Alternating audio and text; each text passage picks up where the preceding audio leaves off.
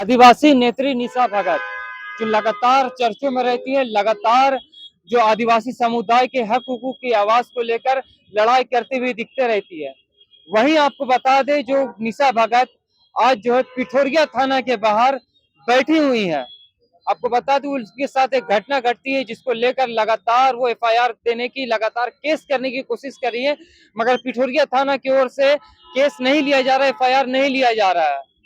क्या वजह है? ऐसा उनका कहना है कि लगातार उन्हें मारने की धमकी दी जा रही है, बड़े बड़े आरोपी इनमें शामिल है। और क्या लगता है, क्या पिठोरिया थाना क्यों है जो एफआईआर लेने तैयार नहीं है? और ये पूरा मामला को लेकर जो बड़े बड़े जो पदाधिकारियों पर पहुंच रही निशा भगत, जैसे कि सिटी एसपी, एसपी, इन सबको आवेदन दे रही है, मगर इन पे कोई भी अधिकारी संज्ञान लेने के लिए तैयार नहीं है। क्यों? ऐसा उनका कहना है। तो आपको बता दें, निशा भगत लगातार जो इन सब में चर्चा में, आप देख सकते तस्वीरों में आपको दिखला रहे हैं।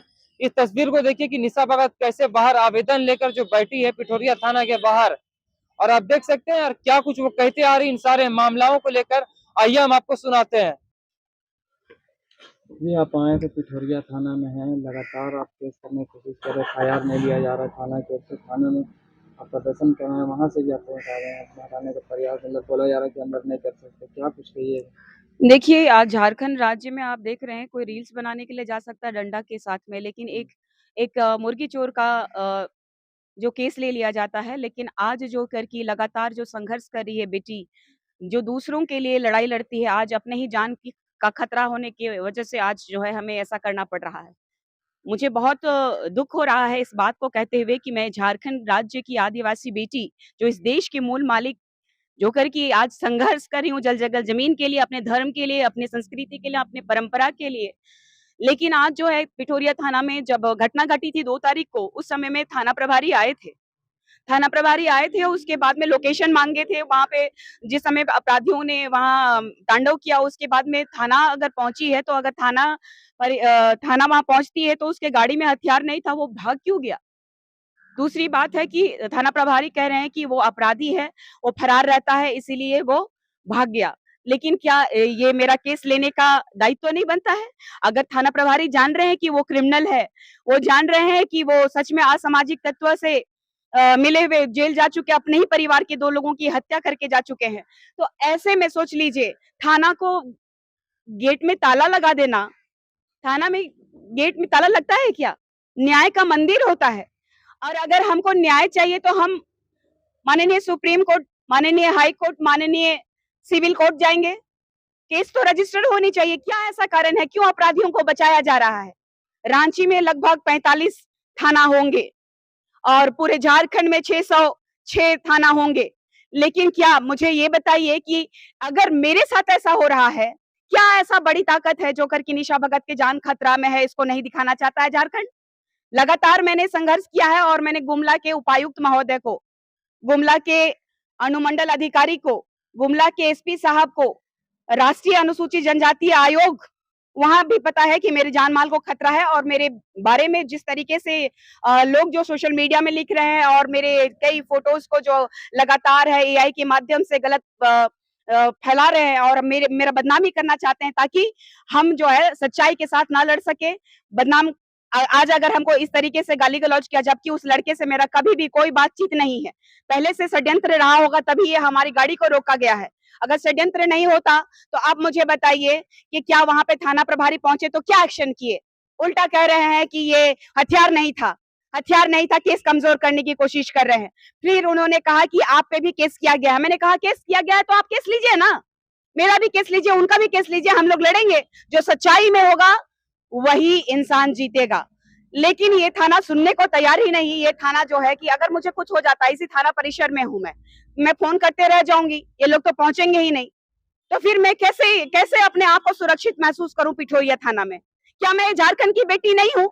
क्या आदिवासी को गरीब होना मतलब इतना घातक होता है? आज कितना मुश्किल से आदिवासी ज़मीन के लिए बोलिए, मूलवासियों के लिए लड़ते-लड़ते 19 केस हुए हैं मेरे पे और आज भी मैं लड़ रही हूँ। और आज मेरा केस नहीं लिया जा रहा है। लोगों को मेरे पे केस करना होता है, कोई आंदोलन करती हूँ, तो वो लोग मेरे पे हाफ मर्डर तक का चार्ज लगा देते हैं। हर एक थाना का देखिएगा, कोई भी आंदोलन में ये लोग हाफ मर्डर चार्जेस लगाए हैं। लेकिन आज जब हम आंदोलन करने की बात कर रहे हैं, जब हम अपने लिए न्याय की मांग कर रहे हैं, आज हम जब अपनी जान की भीख मांग रहे हैं, तो ये लोग क्यों इस तरीके से हरकत कर रहे हैं? पूछिए जरा कि हमको क्यों घुमाया जा रहा है, जबकि रिसीविंग मेरे पास है।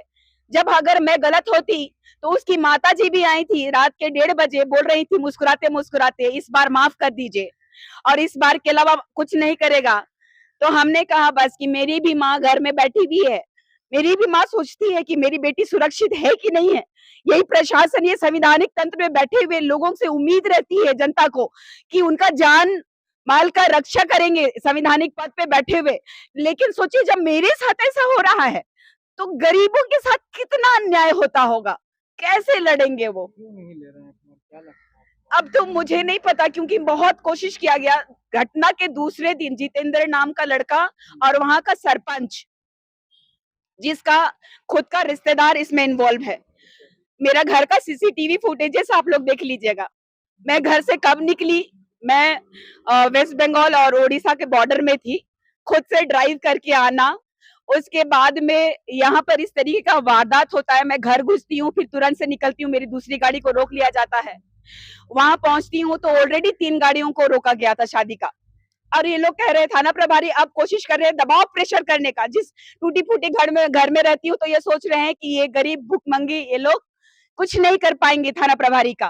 तो आज जो लोग सोच रहे हैं ये थाना वाले कि गरीबों का कुछ नहीं हो सकता, उनके लिए मैं जवाब देना चाहती हूँ ये थाना के परिसर के लोगों को कि आप ना गरीब और अमीर के लिए नहीं है। पैसा आपको मिलता है, आपको ये पूरा ट्रांसफर पोस्टिंग का खेला है। 50 लाख 60 लाख रुपया पैसा दे के आया है तो ये लोग उगाही कर रहा है।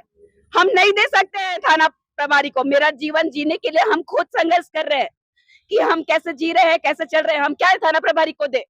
मुझे जब ऑफर किया गया था दूसरे दिन, जब लोग पहुंचे थे 18-20 लड़के लोग घर घेर दिया था, तब यही थाना को मैंने इन्वॉल्व किया था। थाना प्रभारी आए थे, वो जान रहे हैं कि मेरे जान को लगातार खतरा है, लेकिन उसके बावजूद वो क्यों चाहते हैं कि मैं केस ना करूं। लगातार आप यहाँ दूसरों की, तो आदिवासी बड़े बड़े नेताओं की हकों की आवाज के साथ खड़े रहते हैं, आप उनके साथ रहते हैं या आपके साथ कोई? आप कह सकते हैं मैं अकेले ही लड़ी हूँ। लोग सोचते हैं कि निशा भगत इसकी उसकी आरएसएस बीजेपी फलाना ढिकाना, आप देख लीजिएगा, कुछ कुछ देर बाद पता चलेगा ना कि इसके पीछे का षड्यंत्र कहीं ना कहीं यहाँ के स्थानीय बीजेपी नेताओं के द्वारा ही किया जा रहा है। इसमें कोई दो राय नहीं है। या बड़ा चेहरा है तभी ऐसा हो रहा है, नहीं तो मैं हमेशा सबके लिए लड़ती हूँ। आज मेरे जान पे पड़ा हुआ है। लोग कहते हैं कि निशा दीदी तो भाई बड़े परिवार की बेटी है, उनके पास सुरक्षा है, सब कुछ है। मेरे पास क्या है? एक गुमला गांव देहात से उठ करके अपने समाज के लिए लड़ने के लिए आई हूँ, न्याय मांग रही हूँ। उल्टा मेरे पे गंदी गंदी एलिगेशंस लगाए जाते हैं, उल्टा मेरे पे बहुत सारी चीजें जो करके कोई भी लड़की के लिए सहनीय नहीं है। ये झारखंड राज्य में माननीय सीएम के रूप में आदिवासी बेटा बैठा है।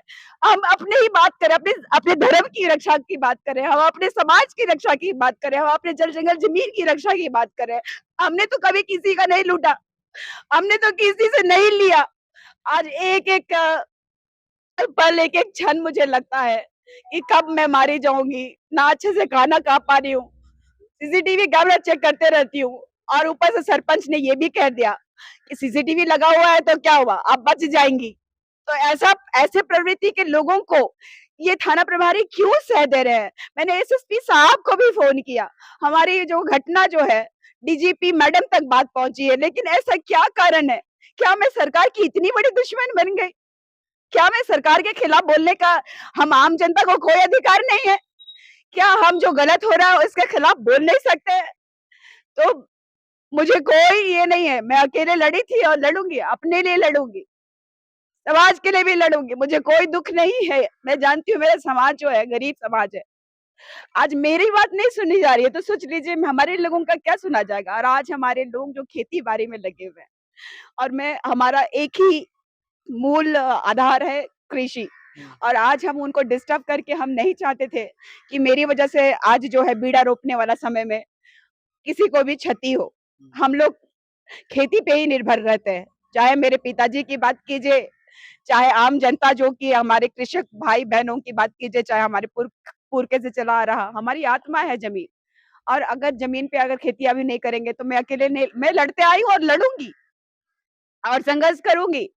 अब मुझे पूर्ण विश्वास है कि अगर ये थाना नहीं सुन रहे हैं तो कम से कोई तो अधिकारी होंगे, कोई तो होगा जो कि निशा भगत को न्याय दिलाएगा।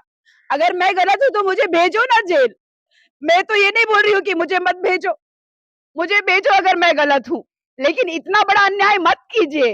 हाथ जोड़िए सभी प्रशासन से, इतना बड़ा अन्याय मत कीजिए। लड़ रही हूँ मैं अपने समाज के लिए, मैं खुद के लिए नहीं लड़ रही हूँ, मैं किसी पार्टी से नहीं हूँ। और आज के इस प्रकरण के बाद अगर नहीं करता है या तो मेरी हत्या होती है, चाहे मुझे सुसाइड करना पड़ जाएगा। और ये जिम्मेदार, मैं किसी के हाथों नहीं मरना चाहती। मैं इसलिए सुसाइड की बात की, कभी किसी भी क्रिमिनल, गुंडा, मवाली हो चाहे प्रशासन हो, किसी से नहीं डरा मैंने। लेकिन मैं गद्दारों के हाथों और क्रिमिनल्स के हाथों में मारी नहीं जाना चाहती हूँ। अगर ये प्रशासन सुरक्षा नहीं देगा तो ये पिठोरिया थाना के थाना प्रभारी जिम्मेदार होंगे मेरे मौत का, और यहाँ के एसएसपी साहब, यहाँ की डीजीपी मैडम जिम्मेदार होंगी। क्योंकि इससे पहले अनुराग गुप्ता जी को भी मैंने लेटर दिया था कि मेरी जान को खतरा है। उस समय मैं केंद्रीय सरना समिति में थी, और आज लड़ना पड़ेगा तो मैं लड़ूंगी, झुकूंगी नहीं। मैं कोई सौदा करने के लिए नहीं बैठी हूँ कि एक क्रिमिनल लोग से 2-4 पैसे लेकर के मैं केस दबा दूं। सच्चाई के साथ हूँ, रहूंगी।